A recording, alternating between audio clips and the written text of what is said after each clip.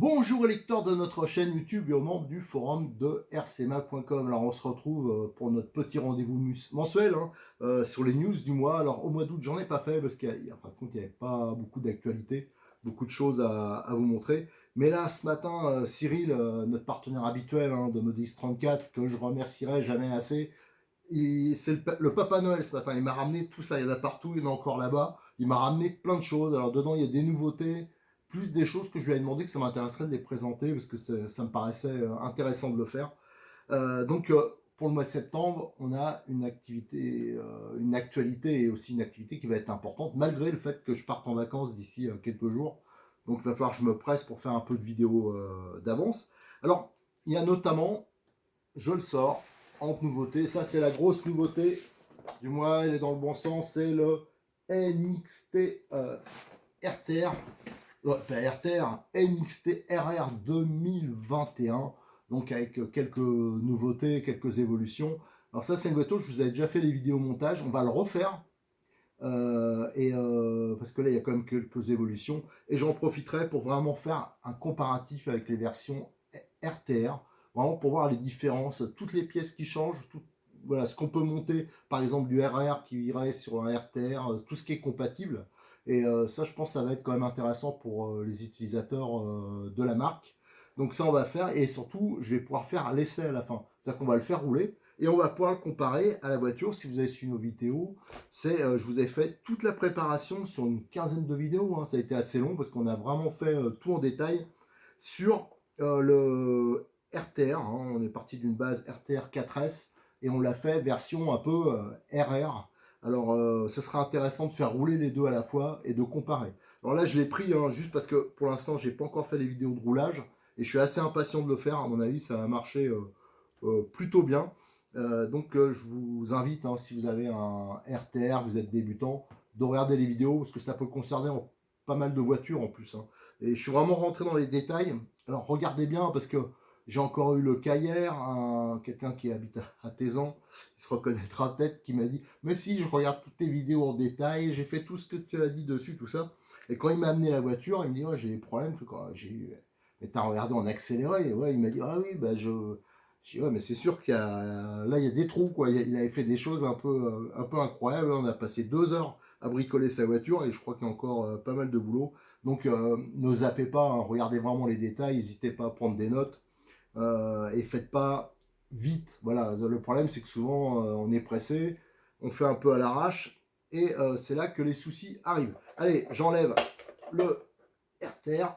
Hop, voilà. On va revenir donc sur le NXT. Alors ça, je vais tout de suite faire après une vidéo et on va parler, on va faire l'ouverture de la boîte.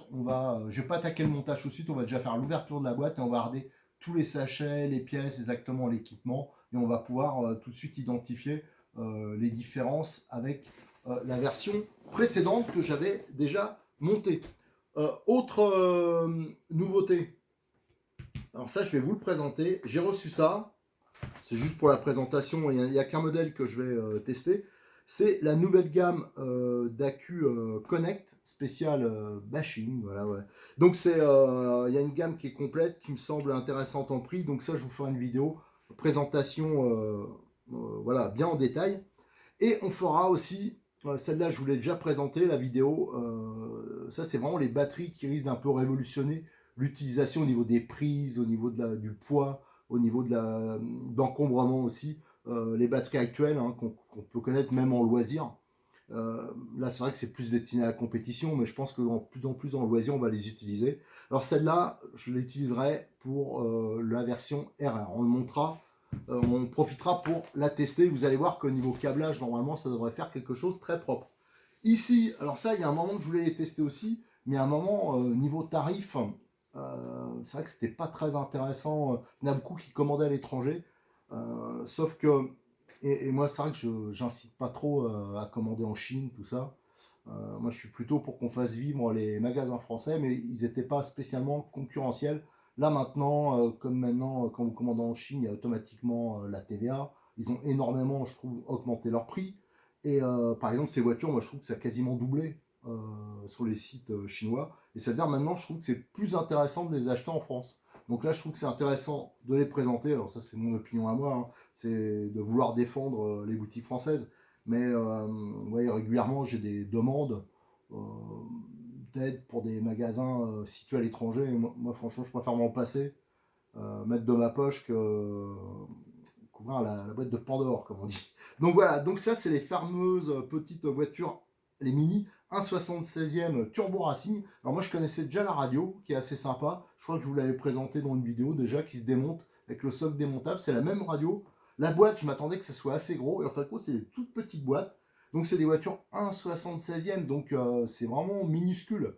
Moi, je faisais de la maquette, par exemple, c'était du 1,72e pour ceux qui faisaient des maquettes d'avion, tout ça. Donc on voit, c'est vraiment minuscule. Je vous présenterai, regardez, je ne sais pas si on voit là, par exemple, une version orange. Alors, il y a plusieurs couleurs.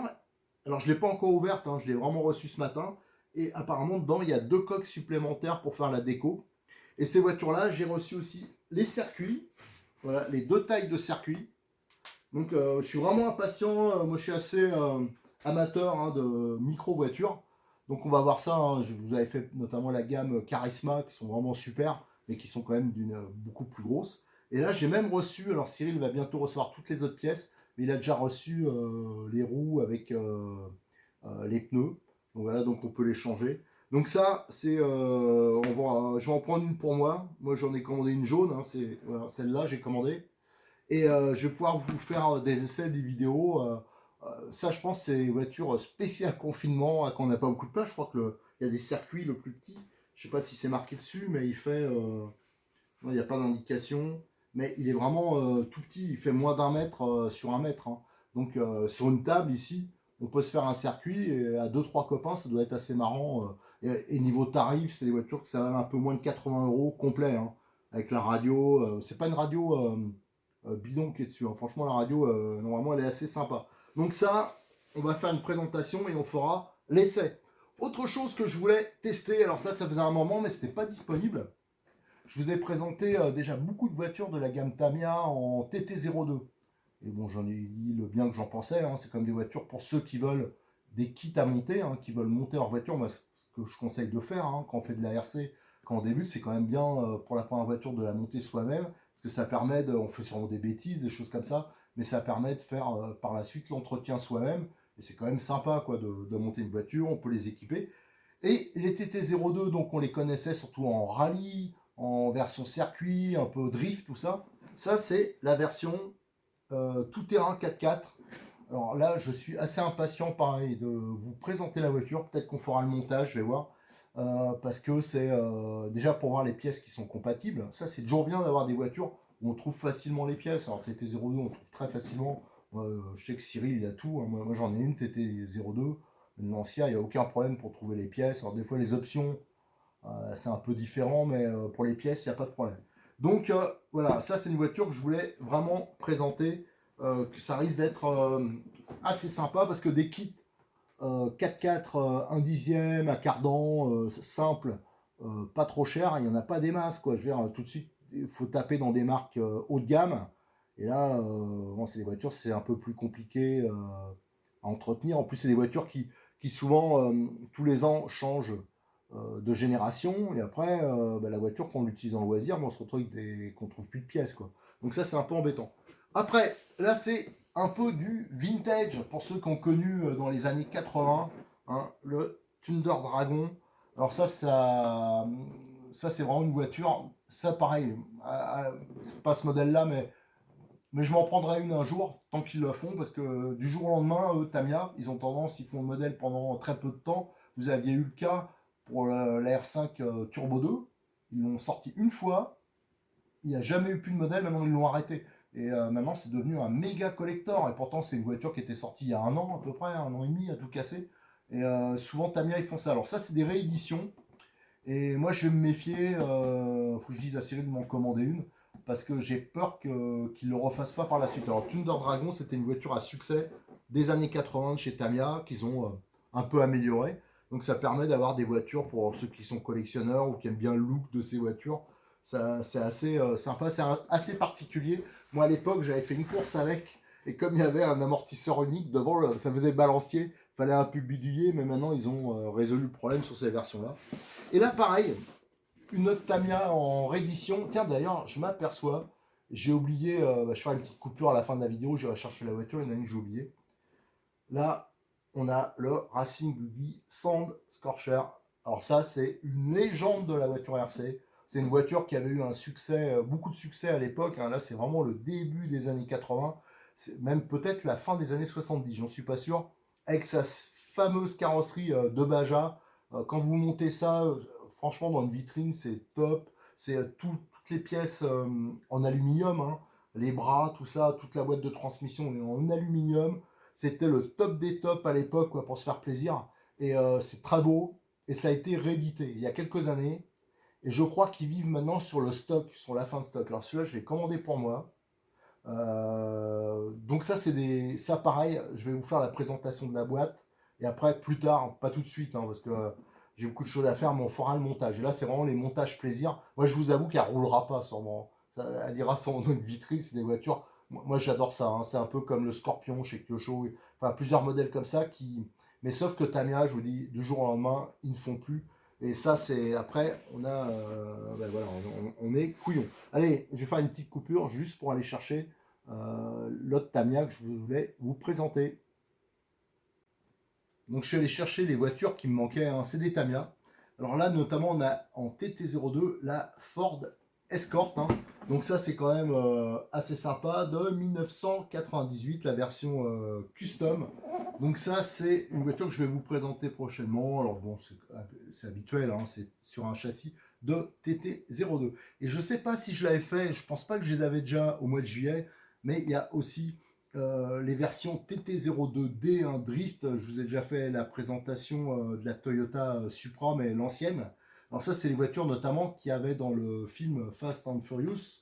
Et donc, ici, vous avez la Honda Civic et là, la Toyota Supra. Alors, ces voitures, pour celle-ci, hein, celle-là, c'est différent. Mais là, c'est donc châssis TT02D. Donc, je rappelle, c'est avec amortisseur, les roulements, un moteur un peu plus puissant et un radiateur sur le moteur. Tandis que là, c'est une Toyota GR Supra. Là, c'est un châssis TT02 comme celle-ci, il n'y a pas de choses supplémentaires. Voilà, donc on a fait un peu le tour. Juste un petit mot hein, pour rappeler pour ceux qui aiment la RC, notamment le TT1 8e, hein, qui font des courses de ligue, des trucs comme ça.